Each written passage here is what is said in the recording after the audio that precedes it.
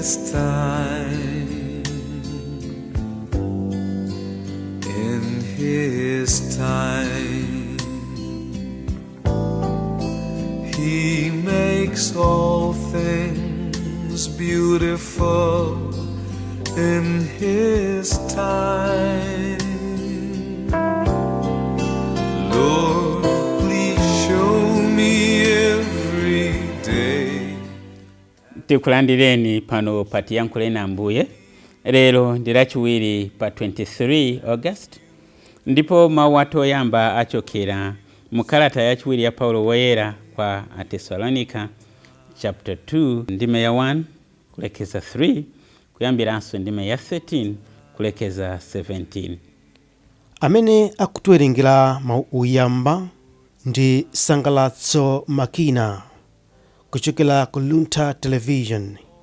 Ndipo utenga wabwino uchokera mu utenga wabwino monga dalembera Mateyu mutu 23 ndime ya 23 kulekeza 26.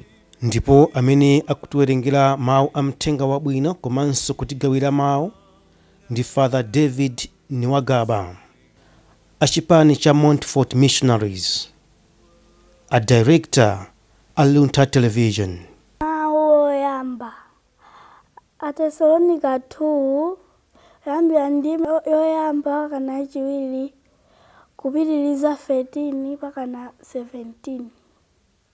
Abale, pazakubweranso kwa Ambuye athu Yesu Khristu ndiponso zakusonkhana kwathu kuti tikumane, tifuna kukupemphani kanthu. Maganizo anu asasokonekere mwachangu, ndipo musaopsezedwe ndi mawu akuti tsiku la Ambuye lafika. Ngakhale anene kuti mawuwo ngochokera kwa Mzimu Woyera, kapena tawanena ndife, kapena tachita kuwalemba mkalata, musalole kuti wina akupusiseni mwa njira ina iliyonse.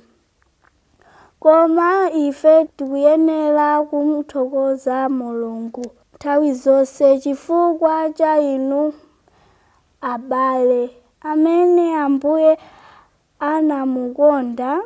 Paja Mulungu adakusankhani pachiyambi pomwe kuti mupulumuke. Mudapulumuka chifukwa Mzimu Woyera adakusandutsani anthu ake a Mulungu, ndipo mudakhulupirira choona. Mulungu adakuyitanirani zimenezi kudzera mwa uthenga wabwino umene tidakulalikirani. Adakuyitanirani kuti mulandire nawo ulemerero wa Ambuye athu Yesu Khristu. Sono abale, khalani olimbika ndipo mugwiritse miyambo imene tidakuphunzitsani, ndipo mawu apakamwa kapena amkalata. Mulungu Atate athu adatikonda, ndipo mwakukoma mtima kwake adatipatsa kulimba mtima kosatha ndi chiyembekezo chokoma.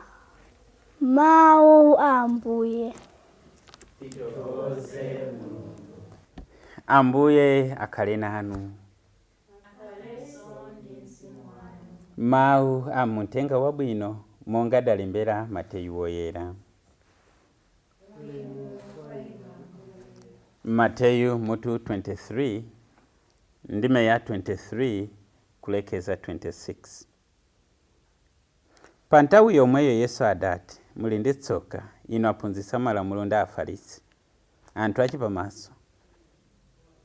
Mumapereka chachikumi cha timbewu tonunkhira ndi cha timbewu tokometsera chakudya, koma simusamala zazikulu zenizeni pa malamulo a Mulungu, monga kuweruza molungama, kuchita zachifundo ndi kukhala okhulupirika.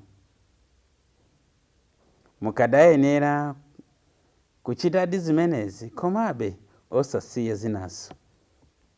Ino asogoleri akhungu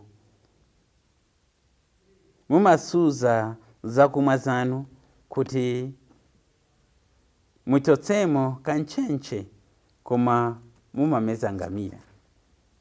Muli ndi tsoka ino aphunzitsa malamulo ndi Afarisi. Anthu achipamaso mumasuka kunja kwa chiko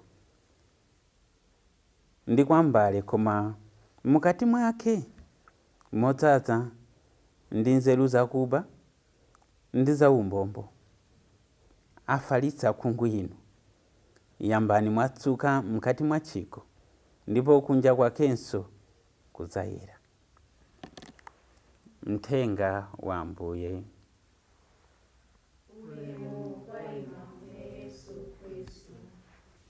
Pa mawu amene ali oyamba amene mwana atiwerengera tsangalatso makina komanso pa uthenga wabwino ndifuna titengepo maphunziro awiri. Phunziro loyamba: as you search to know and love God, discern for truth. For truth exists alongside falsehood. Don't fall prey to predators.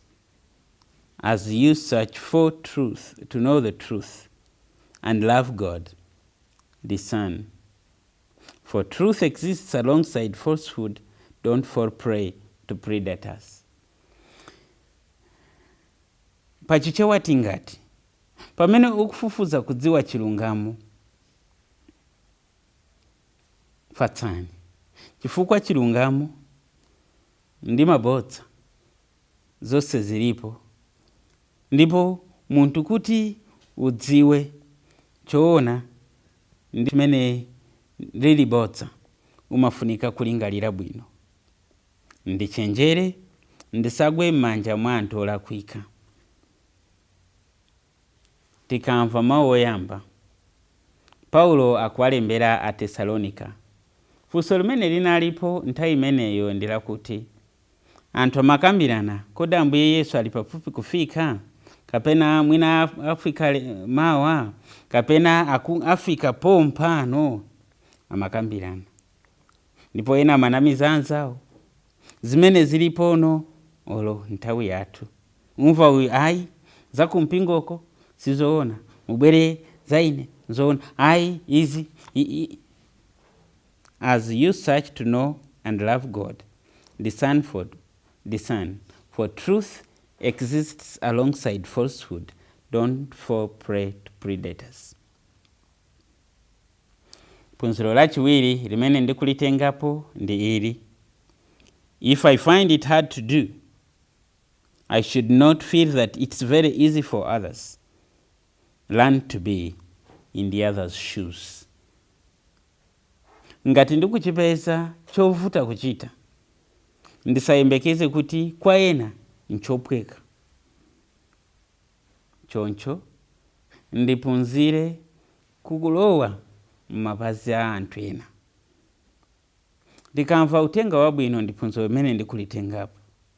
Ambuye Yesu akuwazuzulabe Afarisi ndaphunzitsa malamulo kuti akumamanga katundu wolemera kwa anthu, kuyembekeza kuti iwowo apanga zimenezo, koma iwowo olochalachi sayikapo kuti malamulowo achite m'moyo mwawo kapena asunga, koma wina aliyense akumukakamiza apange zomwezo zimene iwowo sangathe kuchita. Hence a lesson: if I find it hard to do, I should not feel that it's very easy for others. Learn to be in others' shoes. Ambuye akudalitseni ndi kundidalitsa kuti tsiku ndi tsiku ndizilingalira nkuphunzira pa malemba amene mpingo unatisiyira kuti azindilondola mapazi anga tsiku ndi tsiku. Ancient word which is ever true, changing me and changing you, meant for a walk in this world. Munali ndine Father David Niwagaba, ndipo Ambuye akudaliseni ndi kundidalitsa Atate ndi Mwana ndi Mzimu Woyera. Amen.